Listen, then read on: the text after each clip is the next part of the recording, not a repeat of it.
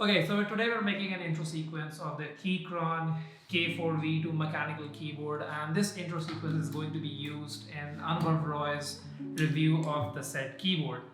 Now, for the setup, we have pretty simple, it's just a black backdrop in the behind, and I'm using a top-down lighting because for the first shot I'm thinking I'm gonna do a pretty minimal silhouette thing without revealing too much of the keyboard. And I could have done that pretty easily by just propping up the keyboard on some boxes and all, but as you can see, there's something weird sticking out of the keyboard. So I had planned of doing something to it, like a rotation of the keyboard. It's rotating on its axis a bit. So I thought if I'm going to do it later on, why not just rig it up right from the start and just do it that way. So if you take a closer look at the rig, come closer please, thank you. You can see that we have a wooden spatula thing taped pretty heavily onto the back of the keyboard. Isn't overexposed? No. Okay, so we have a wooden spatula which is taped pretty heavily on the back of the keyboard and it's barely clinging on its life, as you can see. After that, I added the mini clamp head onto the wooden spatula. So after the mini clamp head, I added the Z tilt head mount, whatever it's called, to make it so that I can mount it on any quarter-inch mount. And for that, I'm using, as the base of the whole rig, I'm using my ball head, which is mounted on top of another boom arm light stand thing. And I just added the backer to it. I'm just gonna mount it like this way. Come on, yeah. Like this. And as you can see, it's a bit tilted, but you can fix that in post pretty easily. So the first shot is going to be pretty simple. It's just a silhouette of the keyboard with a bit of top-down lighting. And I'm thinking for the first shot, I'm gonna keep the light really low, the lowest it can go. So it's just showing a bit of highlights here and there. And I don't know why it's doing that, but it's not gonna be like that, the lighting thing. And yeah, that's it, pretty much it for the first shot.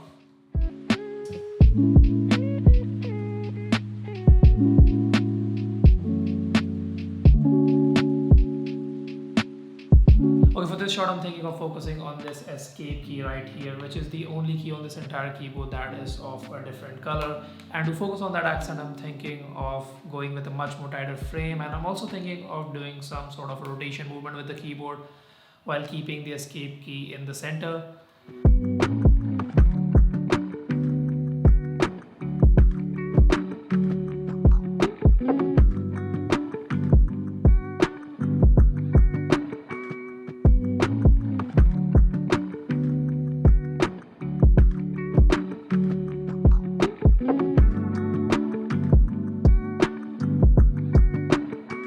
For the next shot, I want to get that super macro close-up of the keyboard keys with the slider thing.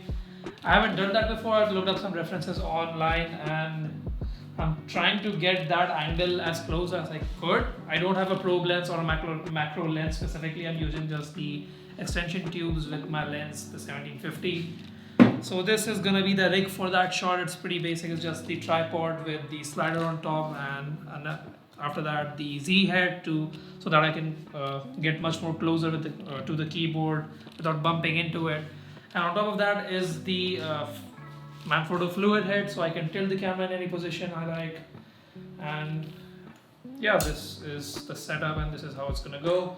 Hopefully it turns out how I imagine it, and let's see. And for lighting, I forgot to talk about the lighting. For the lighting, I'm just going to use the single softbox right here. I'm going to position it in a different way. And I'm thinking of using this small LED panel to add a bit of that accented light to the keyboard. I'm not sure how it's going to be placed, but let's see.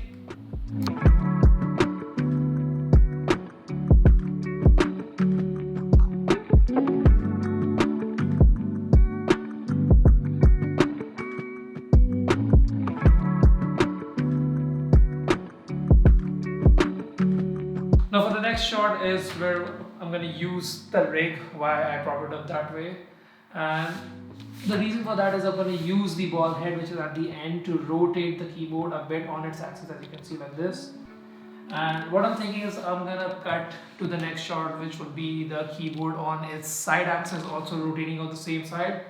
And if it's rotating a bit right before cutting to the next clip, I think it would go a bit more seamless. So this one I'm just going to rotate it like this, and let's see how it turns out.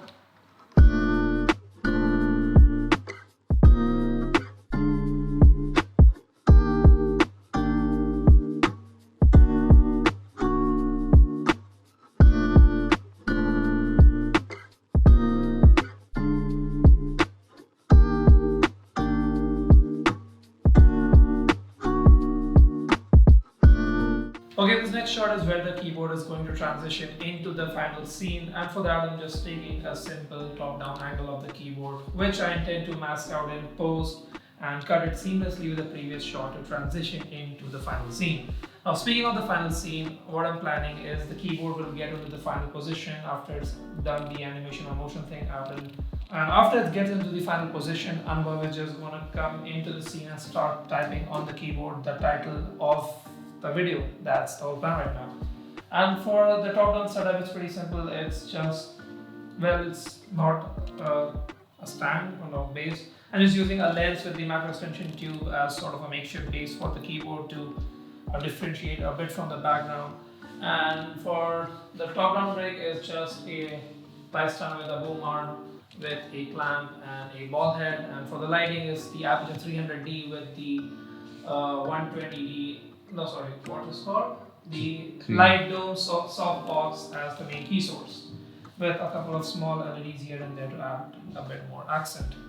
And this is the whole scene.